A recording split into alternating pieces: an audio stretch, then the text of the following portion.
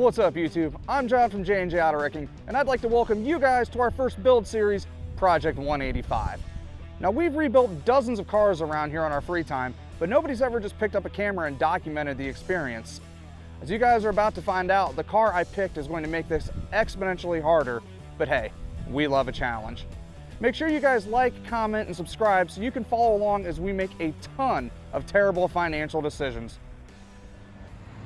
This is the car, a 2008 Maserati Quattroporte Executive GT. When this thing came across the local salvage auction, it was love at first sight for me, and I'm going to show you guys why. Well, welcome to Italian car ownership. The hood release is the most terrible thing ever designed. Somebody decided to put it down here, so you have to kind of do like a fish hook and not pinch your hand and lose your ring as you're pulling it up. But the heart of the beast is the Ferrari F136 motor. Not a flat plane crank V8, but she's close enough. This girl had herself a little bit of a Italian tune-up gone wrong over here. The alternator caught fire and melted a vacuum hose or two. Just don't look at that. There's nothing to see there. It's fine. It still runs. It's good. Just look at it.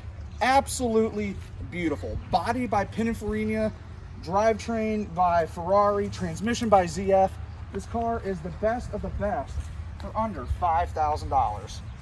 She's got some bumps and bruises on her, but it's a Maserati. The interior has all but eaten itself. The soft touch is peeling off of every surface. The fine handcrafted Italian leather has lost all of its dye.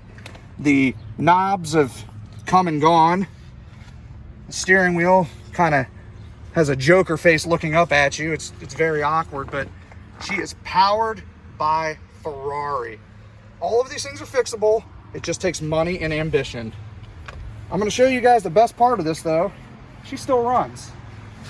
You know you've got a great Italian car when it can catch on fire and you can still turn it on with no check engine light.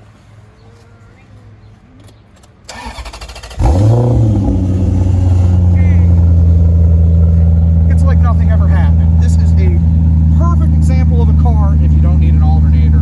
You just charge the battery up and drive it around. Turns out she's got an aftermarket exhaust on her and a couple other mods here. Let's get her in sport mode and see what she sounds like.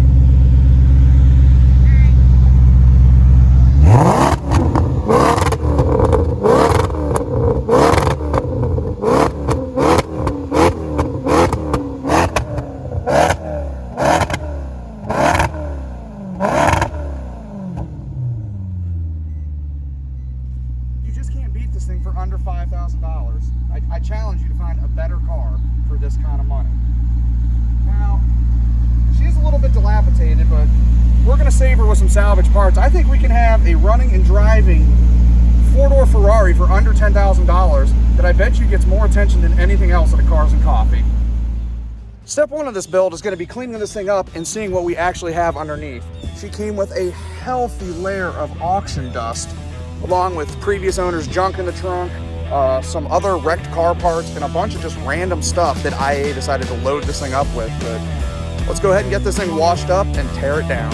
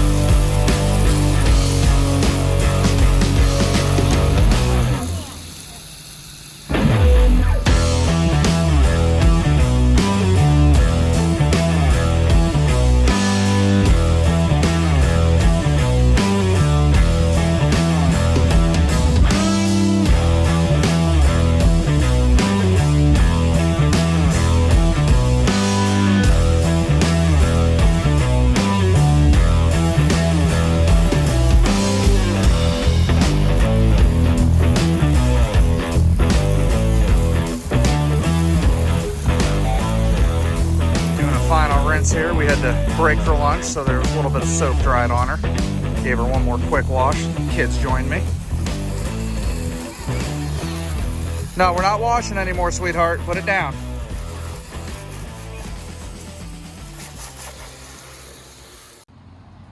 From a distance, this thing looks absolutely stunning. The body by Pininfarina is glistening.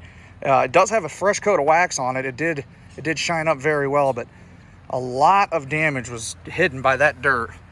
We've got a decent ding on that fender. The mirror's got a ton of paint road rash. The rear dog legs just are destroyed with paint. I thought that was dirt. We kept scrubbing it, and I realized that it is just worn through to the plastic. The front bumper has got some damage. Down here, there's a cooler hanging and some felt fender liner. It looks like the auction's forklift dinged it up. Same deal with this side. You can tell that the forks hit it right there, so I've got to fix that bumper. Knocked it off the bracket over here. Camera's not going to pick it up, but the roof has just got a crap ton of scratches from people just dragging stuff across it. I don't know, somebody's wife just set their purse up there every morning, but it is just pillaged. Same deal with the trunk. It's just got these everywhere. They're all going to buff out, but this thing has got a ton, there we go, ton of holograms and swirls and paint defects that we're gonna have to get rid of. We just can't have that on this thing. The interior is going to get a quick sweeping here because we got to see what's going on. It is, I know it looks good in the camera, but there's just a lot of dirt dug down into this leather. You can see it there, picking up some of the staining. She was not taken care of at all. And when these things sit at auction too, people just get in and out of them. They get filthy. So before we start any work on this thing, I want to get this thing cleaned out so I don't get a funk on me every time I sit in it.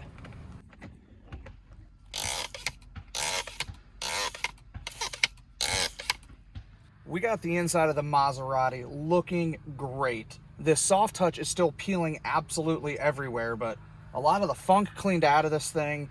We got all the dirt out of the crevices. This thing is a respectable car again.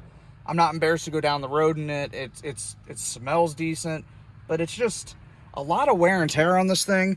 And I know these are all made of actual leather, but for 47,000 miles, there is just a decent amount of wear on this interior. The door panels are just kind of smoked. I don't know if you can blame all that on the previous owner or if it's just terrible Italian build quality. Let's go ahead and fire this thing up. We're going to move it up to the garage here and get working on it.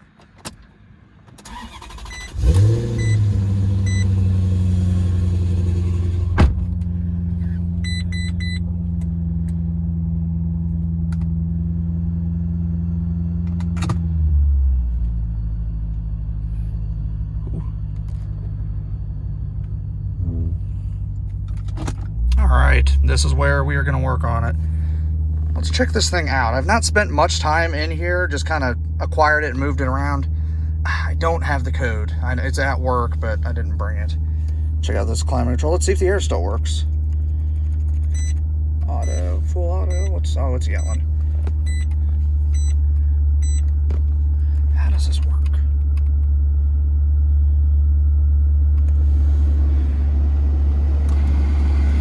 Oh, okay. So I did notice the condenser was dented up there, but I still have ice cold air, so it obviously is still holding a charge.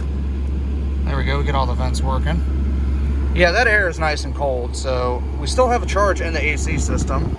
That's kind of nice. That's unexpected surprise. I was kind of figured I'd have to get into the radiation up there and at least patch something up, but that's a win. Let's turn this off. Come on. The build quality, though, is just pathetic. This is all this soft touch that Maserati and Ferrari used, and it's all just disintegrating. It's sticking to my hand. I'm going to spend a lot of time stripping all of this, or I might just get a whole nother interior. Not a huge fan of the color. I love the headliner. Kind of thinking maybe murdered out or something wild. I know there's a lot of cool Quattroporte interiors out there. What do you guys think? Let me know in the comments. Okay, so I made it about 30 seconds into the build and I realized that I'd forgotten to do something. This car is programmed with an awesome electronic parking brake that, in Maserati's infinite wisdom, they decided to engage it every time you get out of the car. We're going to be taking the battery out of this thing because I'm going to be working under the hood. I'm going to have to push it over there, so I don't know how I'm going to disengage the electronic parking brake without a battery. So I now have to disengage the electronic parking brake and override the system so I can actually work on this car. So we have to step on the brake, wait for it to go off there. Now we have to come over here and hit park off. Okay, reads it there. Now we can turn the car off and get out. Just another weird thing about owning a Maserati, but we would have had a situation there. So now it's time to actually get to work on this thing. So the reason this car was totaled was an underhood engine fire. From the auction photos, all I could see that somebody had just blanketed this thing with a fire extinguisher. They did not try to run and drive it, so we literally had no information on it. We power washed all the gunk off of it, and this is what we found. The only damage appears to be this single vacuum line, which supplies the brake booster and something else back there on the emission system. The intake manifold is a little bit charred here, and I suspect we've got some damage to the wiring on the alternator. I don't think it would have melted through, but I'm guessing the insulation has been compromised in a couple of places. So we're going to have to pull this plenum here and see what we're dealing with. Unfortunately, this thing is kind of a pain in the butt to work on. We have to take apart this entire paneling system, this inner cowl, which thus requires us to take out the wiper motors. So I'm going to spend the next 30 minutes gutting this entire engine bay just so we can see what we need to do on this plenum. I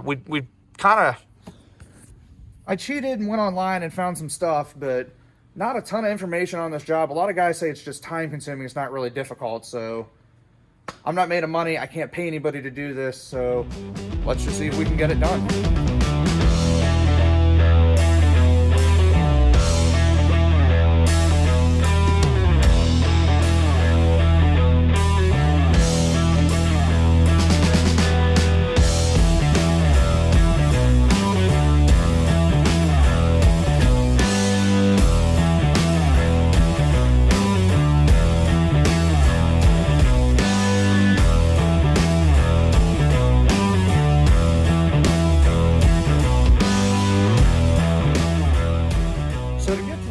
Underneath here, we are going to have to pull all these cowling off, the wiper arms, wiper motor, the inner and outer, I guess, firewall cowl sections, if you want to call them, and I believe the air cleaner system before we can even look at pulling the plenum. I think we got a fuel system to get out of the way here. We got a lot of work ahead of us, guys. Also got a little table to work with here, and then we grabbed some bags. We're going to have to label everything because I don't think she's going back together today. And I don't want to be the guy that lost all the bolts to the Maserati. So let's get after it and see what we can get done. Local race car stopped by.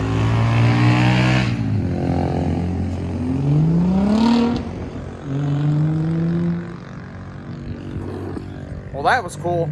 I've already hit my first snag in this. I've got to get the wiper arms off, and I don't have a wiper arm puller, so I'm going to try my best, but I don't want to chew up the splines here. Let's see what we got going on.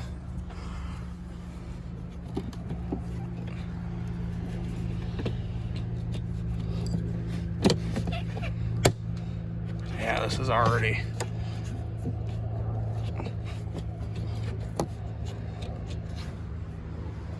Take this, step back, see if we can get this on.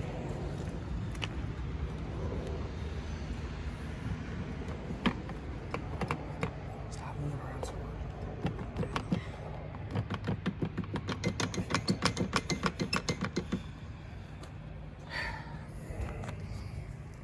This isn't working, so I'm gonna have to go back to the drawing board.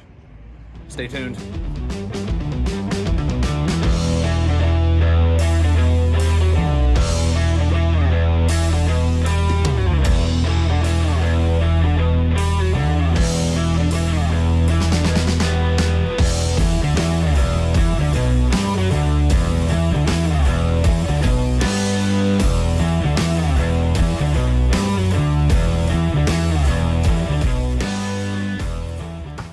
Wanted to stop really fast and show you guys how I am categorizing everything here.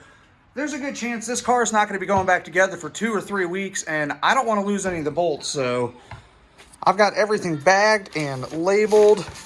You know, center cowl. The wiper system is shimmed, so I have all kind of notation there for where all the shims were.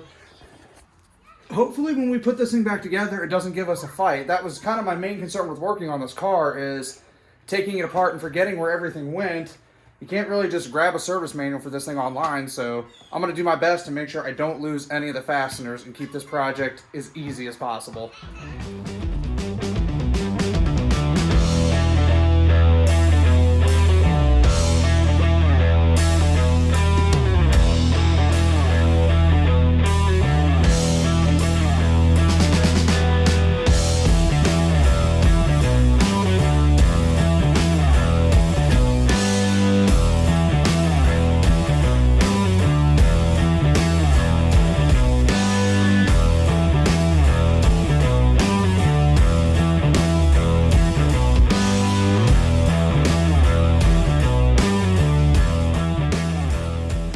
So to get where we're at, these are the parts we have off. We have the main engine cowl, the lower cowl panel, the upper cowl panel, and the wiper system.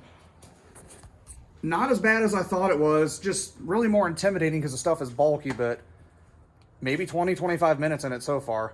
But let's get this thing cleaned up and see if we can't get that plenum off tonight. We have got everything off the motor now. We can look at the damage and assess what is going on here. Let's take a look at this together. As we know, the alternator caught fire. I can see the camera's not really picking it up too well, but there is some damaged wiring in there. It looks like the back of the alternator melted off. A lot of residue left from this chemical fire extinguisher, though. I thought I'd done a much better job power washing it, but it is literally everywhere. I'm gonna have to degrease this motor before I can pull the plenum. It's going to kind of change my plans for today. I don't want to open up this motor and have this dust go inside it everywhere. So I'm going to do a quick research online and see what is the best stuff to clean this with and get the hose back out and get back at it. So it's been about an hour and I managed to get everything cleaned up in the engine bay. I went ahead and gave everything just a proper degreasing, kind of got all the chemical fire extinguisher crud and fuzz off of as much as I could. I wanted to get the lower area here a lot cleaner, so when I pull the rail, see, I still see more fire extinguisher crud. I guess I'm gonna have to go for one more round of cleaning on this thing before night falls, but I don't got a lot of time left, so this video might be cut short. It is what it is.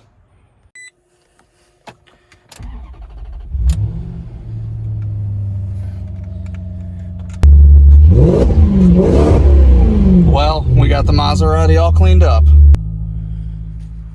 All right, so we got the Maserati cleaned up. I went ahead and defuzzed the engine, as I called it here. Used some Chemical Guys all-purpose cleaner. I got down in the nooks and crannies with some low pressure, and that chemical fire extinguisher kind of fuzz ended up just working its way out of there. There was a ton of dirt in the corner of this cowl vent panel system over here and over there, so I ended up kind of getting a little bit of OCD and cleaning all the sludge out. There's still a ton I want to clean up under this hood here. I think I want to ceramic coat a lot of this black plastic because the stuff is just kind of really faded and nasty. And whenever the fire extinguisher hit it, it left like a really chalky residue. I just don't want to see that when I pop the hood. I want this thing to look nice as it did when it was new. So I think that was going to wrap it up for today's video. If you guys liked this, go ahead, click the like button, give us a comment, let us know what you thought, and share this video and subscribe, guys. We are open to feedback. But other than that, that's going to wrap it up. And I'm going to part you with the wise words that rare does not always mean valuable. I'm John. Thanks for watching.